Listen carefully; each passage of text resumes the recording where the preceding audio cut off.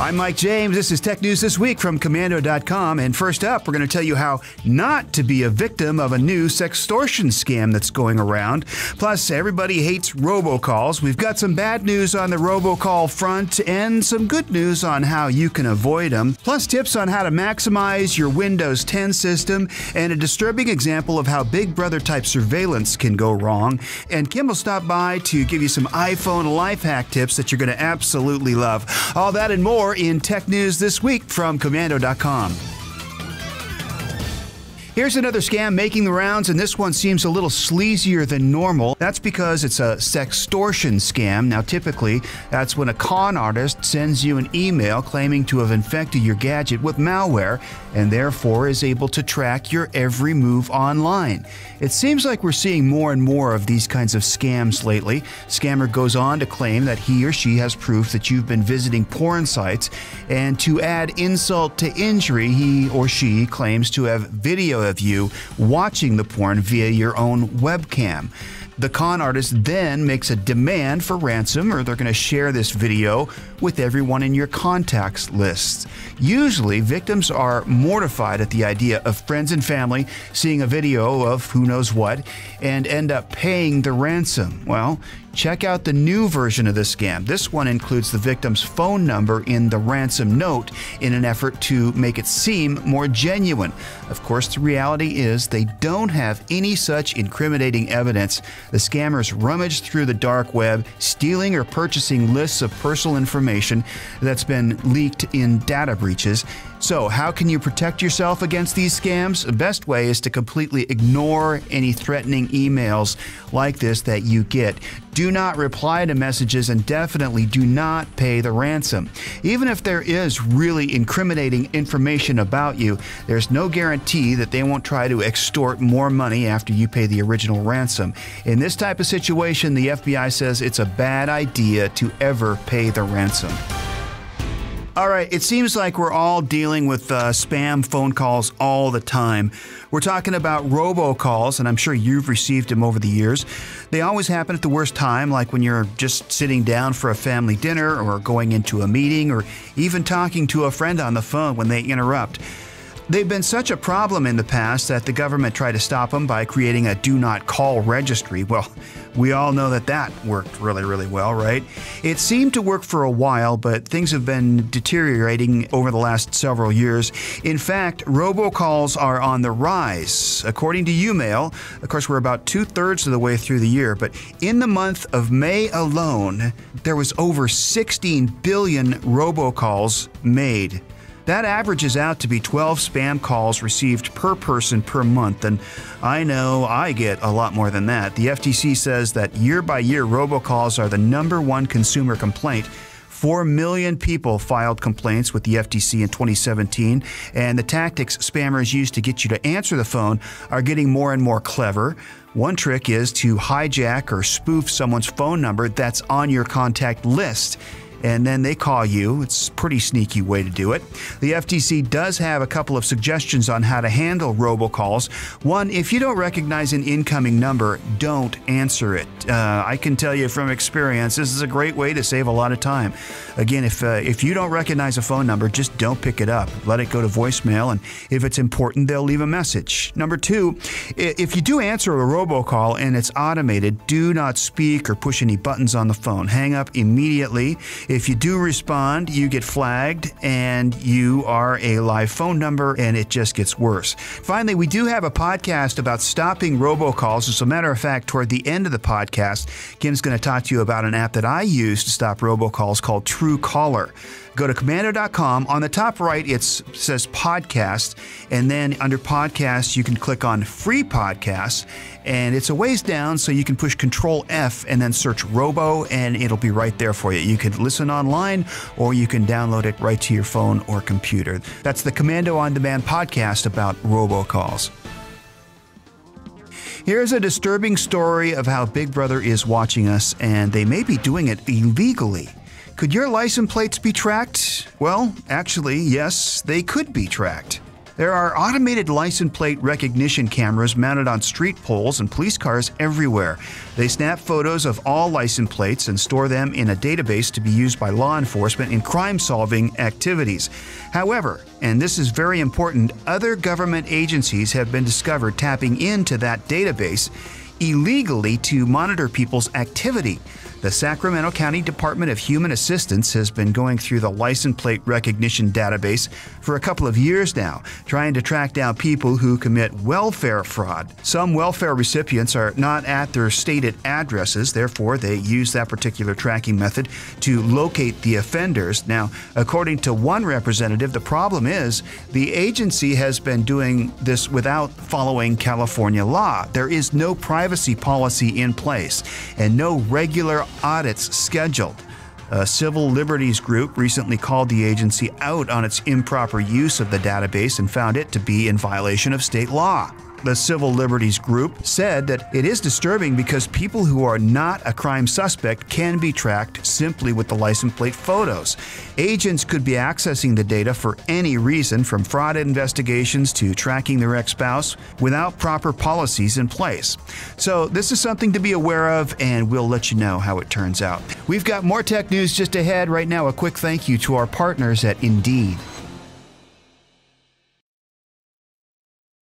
Well, it seems like Windows 10 is everywhere, but there are a couple of things about Windows 10 that most people don't know about, but they do come in very handy. Here's Kim to explain. Despite the popularity of Mac computers, the fact is every day, more people use Windows computers than any other. So here are 3 tips to speed you up. First, make sure that Windows Defender is on. It's a powerful tool to protect you from viruses and malware, and it's already on your Windows 10 computer. But if the computer's slow, find the programs dragging it down. Open what's called Task Manager. Click the Process tab. Look for the programs that are eating up most of the memory and resources. If they're unnecessary, just running in the background, shut them down. And finally, use Windows Task Scheduler. It does just what the name implies. Turn your computer off at night or on in the morning and have it waiting and ready for you. Hey, here's some good news. Technology is about to help public transportation get a little bit safer. Los Angeles will be the first mass transit system in the country to install body scanners. They'll be placed in subway systems, allowing transportation officials to screen passengers for weapons, explosives, and other dangerous items. The machines will scan for metallic and non-metallic objects found on a person's body.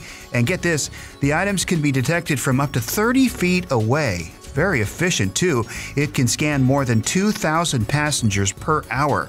Now, if you're worried about privacy, don't. Transit officials said that this new screening procedure is voluntary.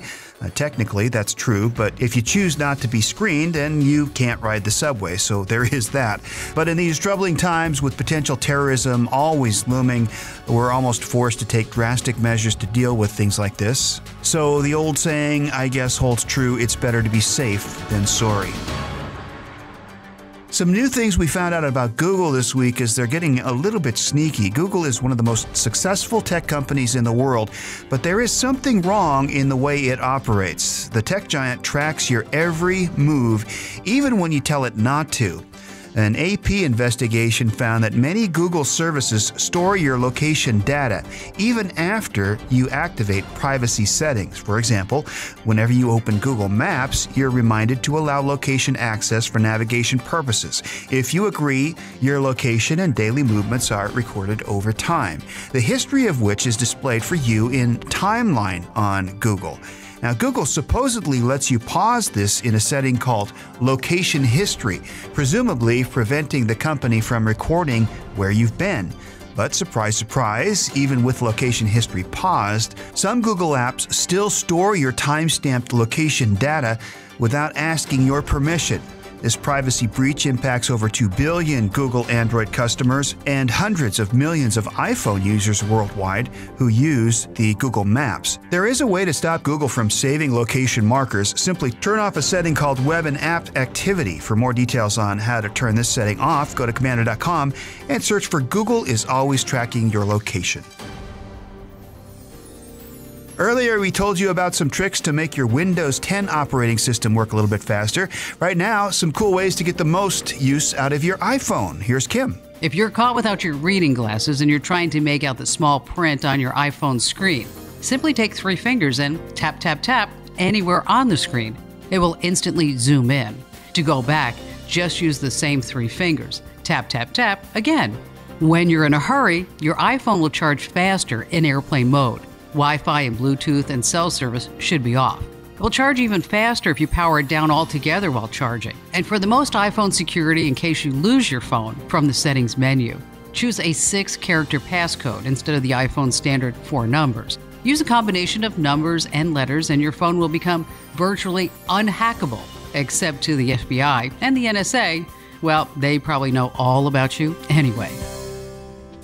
Coming up next, we're going to look up some predictions from 40 years back. Right now, a quick thank you to our partners at Udemy.